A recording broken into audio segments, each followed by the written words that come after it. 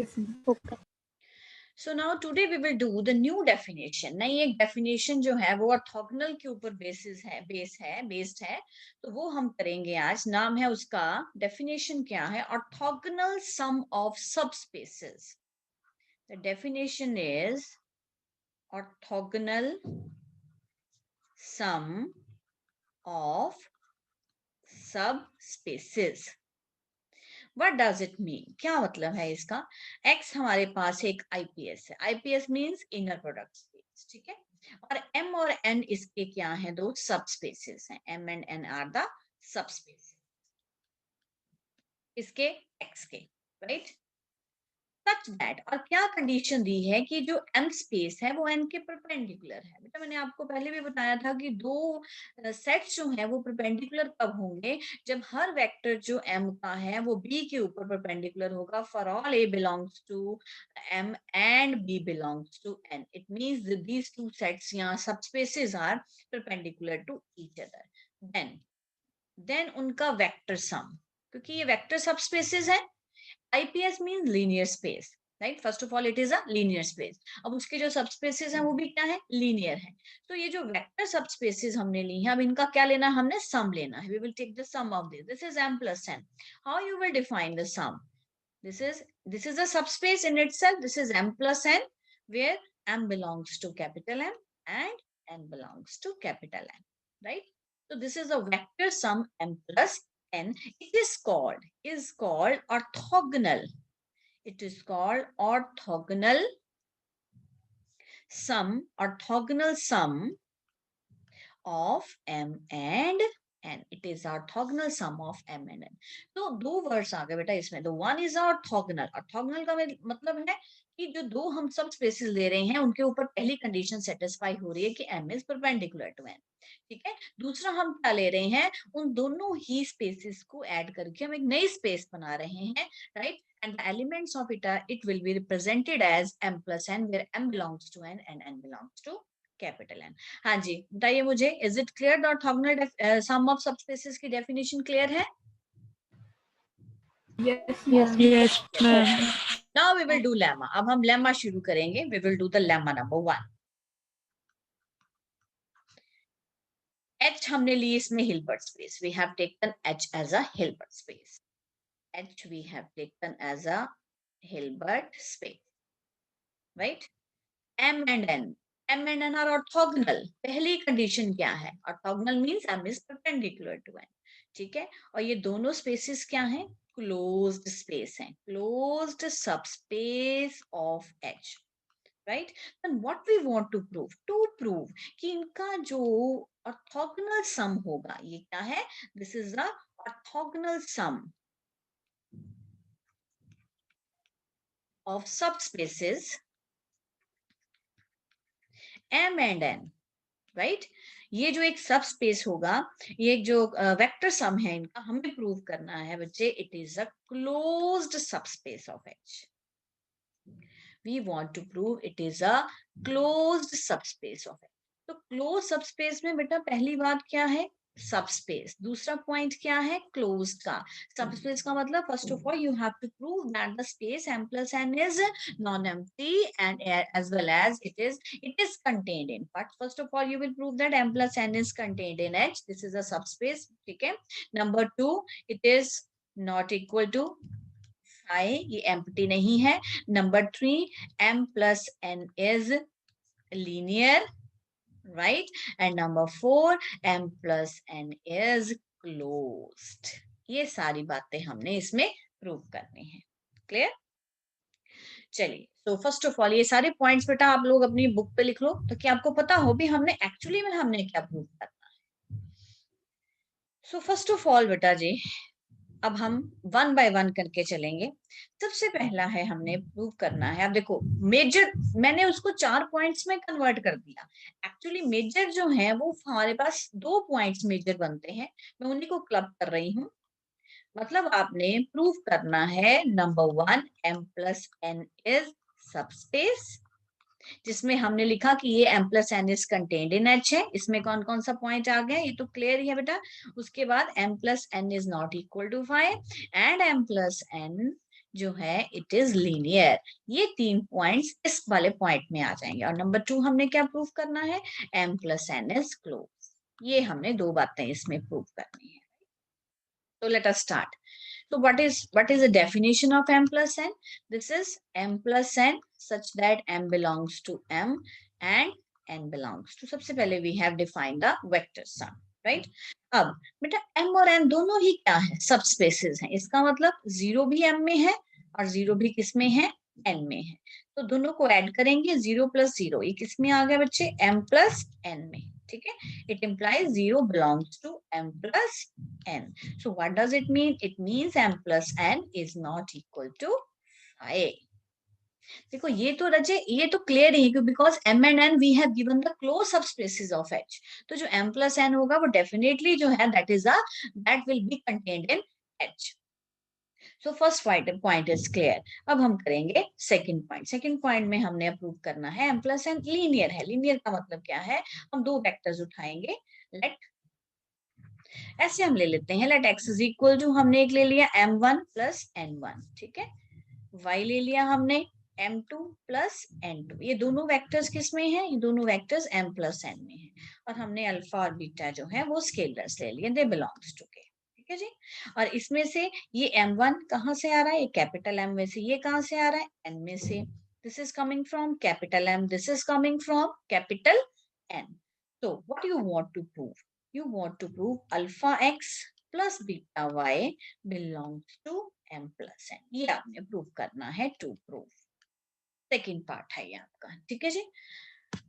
So I am going to the next screen, number 1। So now we will prove alpha x plus beta y belongs to m plus n। So consider करेंगे बेटा इसको हम, consider alpha x plus beta y।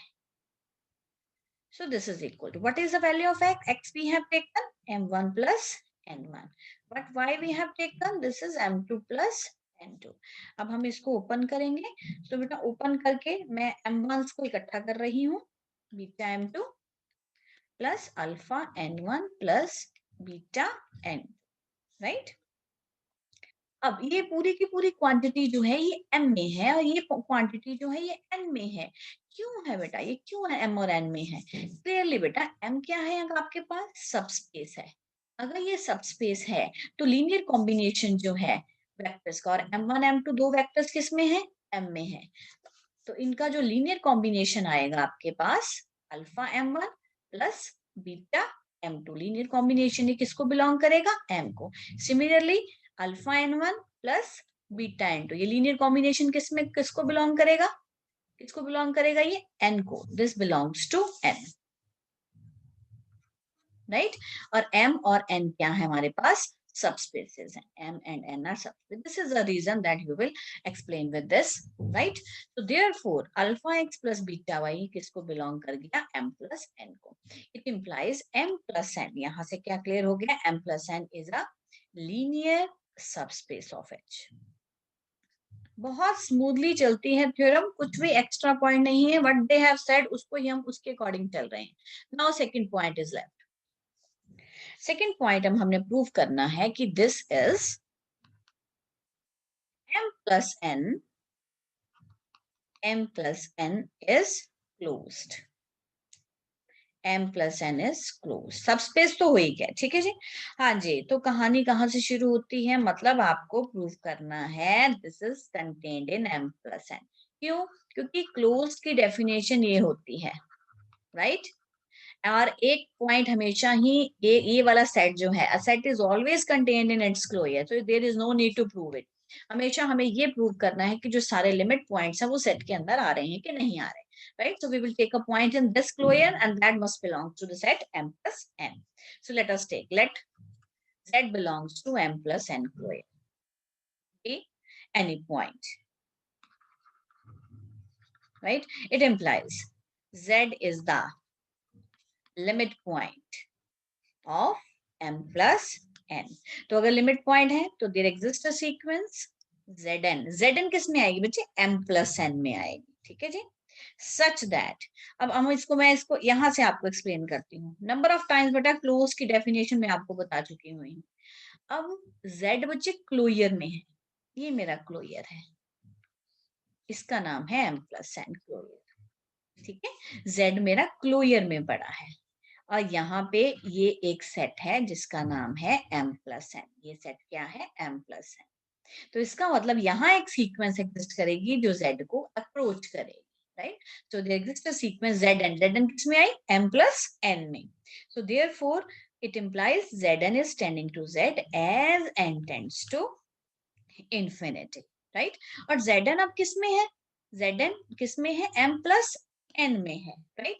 तो अगर Zn M+N में है तो इसका मतलब Zn जो है वो दो नंबर्स के सम से बना हुआ है। तो one is Xn which belongs to M and other is Yn which belongs to N, right। So therefore Zn की फॉर्मेशन आपके पास बन गई Xn plus Yn for each N। So ये हमने फॉर्मेशन बना ली, राइट। अब now we know that M is perpendicular to N. Now M is perpendicular to N, ये हमें पता है M किसके परपेंडिकुलर है, N के परपेंडिकुलर है। तो इसका मतलब Xn किस में से आ रहा है, M में से, Yn किस में से आ रहा है, N में से। तो it implies inner product of Xn and Yn, वो क्या हो जाएगा, that will be equal to 0, right। अब इसमें अब हमने बेटा सबसे पहले अब हमने क्या प्रूव करना है, नाउ वी विल टेक, क्या लेंगे इसमें हम कंसीडर करेंगे Zn minus Zm norm square, right. अब Zn कन्वर्जेंट है और कन्वर्जेंट सीक्वेंस तो ऑलरेडी है। अब यहां से बेटा ये एक स्टेप जो है जो हमें फॉलो करना है, उसके बाद हम देखेंगे भी ultimately what we want to prove, हमने पहुंचना कहाँ है कि जो हमारा Z है वो किसमें आना चाहिए, M+N में आना चाहिए। अगर Z बेटा M+N में तभी आएगा जब Z को आप किसी x+y में एक्सप्रेस कर सकते हो, ठीक है। तो उसी के लिए ये सारे स्टेप्स हैं। तो अब आप इसमें वैल्यू पुट करेंगे, this is Xn plus Yn minus Xm plus Ym, it's norm square. तो दिस इज इक्वल टू, अब बेटा इसको सेपरेट कर लीजिए, this is Xn minus Xm आ जाएगा, right, plus Yn minus Ym, they will be separated, right. So this becomes, उसके बाद अब यहाँ पे आप पाइथागोरस थ्योरम अप्लाई करेंगे, यू विल अप्लाई, क्योंकि ये जो जितने वेक्टर्स हैं ये वाले, ये y के ऊपर परपेंडिकुलर हैं, राइट। अब मेरा ये काम x कर रहा है, ये पूरा काम y कर रहा है, तो पाइथागोरस थ्योरम जो है वो अप्लाई करेंगे। This is equal to norm of Xn minus Xm square plus norm of Yn minus Ym square, क्योंकि जहां पे इन दोनों का इनर प्रोडक्ट आएगा वो वाला जो पॉइंट है वो 0 हो जाएगा, राइट। So by using, आप साइड पे लिख सकते हैं, by using Pythagoras theorem. So what you have got, ultimately आपके पास आ गया Zn minus Zn, its norm square is equal to this for all। जब तक वेरिएबल्स चल रहे हैं ये जो आपके n और m, तो वो साथ साथ चलते जाएंगे। तो नाउ ये एक्सप्रेशन आ गया। अब Zn क्या है, Zn जो है दैट इज अ Zn एक कन्वर्जेंट सीक्वेंस है, और कन्वर्जेंट हमेशा क्या होता है बच्चे, कॉची। किसी भी स्पेस में convergent is always Cauchy, but Cauchy may और मे नॉट बी कन्वर्जेंट होता है, ठीक है। इट इम्प्लाइज अगर Zn बेटा कन्वर्जेंट है, Zn कॉची हो गया, तो Zn minus Zm norm square is equal to norm of, आपका आया था Xn minus Xm norm square plus Yn minus Ym it's norm square, right. तो देयरफॉर अगर Zn कॉची सीक्वेंस है तो इसका मतलब ये जो है ये भी तो कॉची की डेफिनेशन लग रही है। अगर ये कॉची है तो बेटा ये जो उसके दो सम से बना है, तो ये भी जो सीक्वेंसेस हैं भी कॉची होगी।